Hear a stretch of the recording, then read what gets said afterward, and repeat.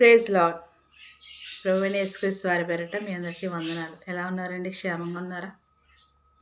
ఒక్కోసారి మన జీవితంలో అనూహ్యమైన సంఘటనలు, వేదనలు, సమస్యలు, అనేక శ్రమలు మనకు కలిగినప్పుడు మన హృదయము ఒక్కోసారి కఠినంగా మారిపోతుంది. ఏంటి తండ్రి, నా జీవితంలో ఎంత ప్రార్థన చేస్తున్నా నా స్థితి ఎందుకు మారట్లేదు? నా జీవితం ఎందుకు బాగుపడట్లేదు? అసలు దేవుడు నా ప్రార్థన ఆలకిస్తున్నాడా అని మన హృదయము చేదైన అనుభవాల గుండా మనలను తీసుకెళ్తూ ఉంటుంది.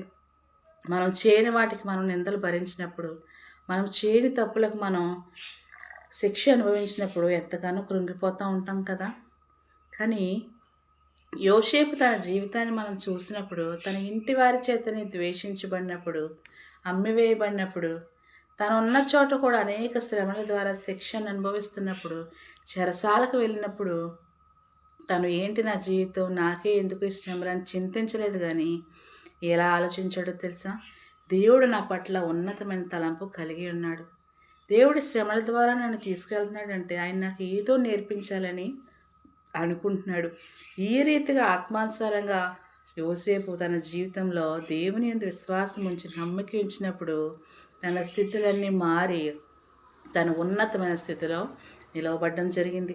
అలాగే యోబు గారు కూడా తన జీవితంలో తన కుటుంబాన్ని పోగొట్టుకున్నప్పుడు, తనకున్న ఆస్తిని అంతటినీ పోగొట్టుకున్నప్పుడు, తన ఆరోగ్యాన్ని కూడా తను పోగొట్టుకున్నప్పుడు, ఏంటి తండ్రి నాకు ఈ శిక్ష, నన్ను ఎందుకు ఇలా శోధిస్తున్నావు అని అడగలేదు. కానీ యెహోవా ఇచ్చెను, యెహోవా తీసుకొనెను అని పలికాడు. ఎంత గొప్ప విశ్వాసం అండి! మనం విశ్వాసంగా జీవిస్తున్నాము, నేను ప్రార్థిస్తున్నాను అనుకోవడం కాదు. కానీ ఆ విశ్వాసాన్ని మనం అమలుపరిచినప్పుడు, విశ్వాసం గుండా విధేయత మనం నేర్చుకున్నప్పుడు, మన శ్రమల్లో కూడా మనము ఆత్మీయంగా ఎదగడం, మన శ్రమలో కూడా మనము దేవుని యొక్క చిత్తం ఏంటో మన పట్ల తెలుసుకోవడం జరుగుతుంది. ఆ రీతిగా మనం ఆలోచించినప్పుడు దేవుని యొక్క ఉద్దేశాలు మన జీవితంలో నెరవేరుతాయి. ఈ శిక్షను బట్టి, ఈ సమస్యను బట్టి, కాలాన్ని బట్టి నువ్వు చింతించుకో. దేవుని జీవితంలో గొప్ప కార్యాలు చేయబోతున్నాడు. రెండంతల ఆశీర్వాదంతో నేను నింపబోతున్నాడు. దేవుడు ఈరోజు నీతోనే మాట్లాడుతున్నాడు. ఆయన యందు విశ్వాసం ఉంచు, ప్రార్థించు, గొప్ప కార్యాలు నీ జీవితంలో చూస్తావు. Praise Lord. Have a nice day.